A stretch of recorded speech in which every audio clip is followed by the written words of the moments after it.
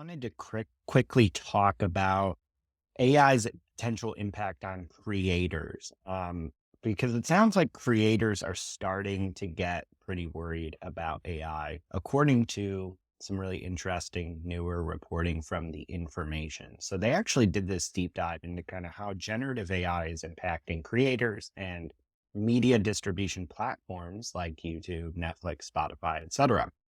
And it sounds like creators are really starting to have some deep fears about AI generated content. And they kind of fall into three large buckets. And the first is that they're worried AI generated content is going to start flooding all these distribution platforms where their audience consumes their content. So, for instance, Spotify alone has seen an influx of AI generated music.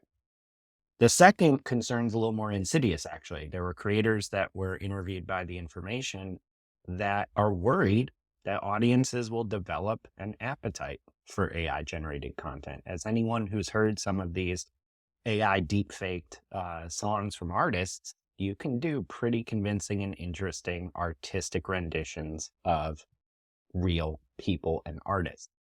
The third is that people are starting to worry the benefits of using generative AI are going to essentially force everyone to produce AI generated content in order to compete. So, one example of this last point is Netflix. The company actually told the SEC in their annual report, quote, if our competitors gain an advantage by using, in this case, generative AI, such technologies, our ability to compete effectively and our results of operations could be adversely impacted. So, in other words, if other people start using AI to generate content, we have to as well. Now, one example of this that's mentioned in the Information reporting is a YouTube creator with the name Webblecop. He is a gaming megastar. He has like 15 million plus subscribers. And for years, he's experimented with generating videos with AI to some degree.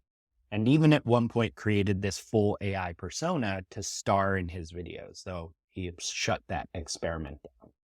And what he told the Information I found really, really interesting in terms of tangible impact for creators. He said that AI now allows him to work with half the team and half the budget that he did just 2 years ago. And he said AI's impact will be profoundly disruptive to creators, saying if you don't embrace AI, it will replace you.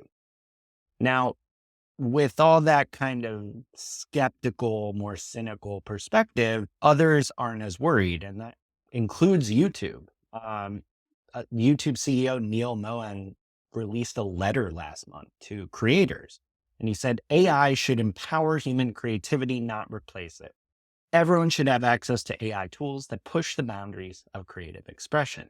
One creator interviewed by the Information agreed, saying, look, it's in our DNA to tell stories and hear stories being told. So there's this kind of robust debate and worry and consideration around how AI is actually going to impact this space. If you're a creator, if you do any type of content creation for an audience online. So, Paul, I just wanted to kind of open it up and get your initial thoughts on that, because I know, we've got a number of different events and talks coming up that are related in one way or another to creators. So what did you kind of think of these concerns and the overall impact that AI might be having on this space? It was really timely for me, as you mentioned, with the Writers Summit coming up, and actually for the state of AI in writing, the theme I ended up landing on, and I'm still building the deck. Which, sorry to my team that's probably waiting for me to send them the deck, is why we write. And so, like, I was trying to struggle with this, and I think if anybody's listened to the show for a long time, they know my wife is an artist. She's a painting major. My daughter at 12 wants to be an artist. My son wants to be a video game developer. So I spent a lot of time thinking about the impact on human creativity. I'm a writer by trade. You're a writer by trade, Mike.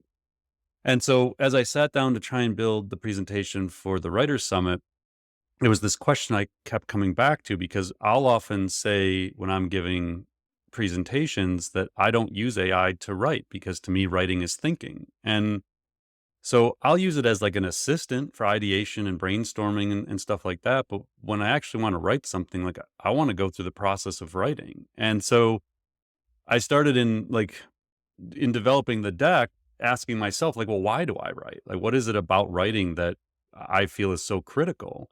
And, I started breaking it down, and I don't, not to like give the whole talk for people that are going to attend on Wednesday, but I started thinking about it in two categories. Like, one is, why do we write, or in this world, like, let's just say create, for our audiences, and why do we create for ourselves? And I think it's an important distinction, because if we're talking about like creating videos or video games or articles or artwork or like whatever it is, there is an end product that's created for someone else, for them to gain something from it, to, enjoyment, entertainment, whatever it may be. Um, and so you're trying to communicate, you're trying to inspire, you're trying to educate, like you're creating something for them. And there's no reason AI can't do that. It's capable of that. And you could use AI purely to do that.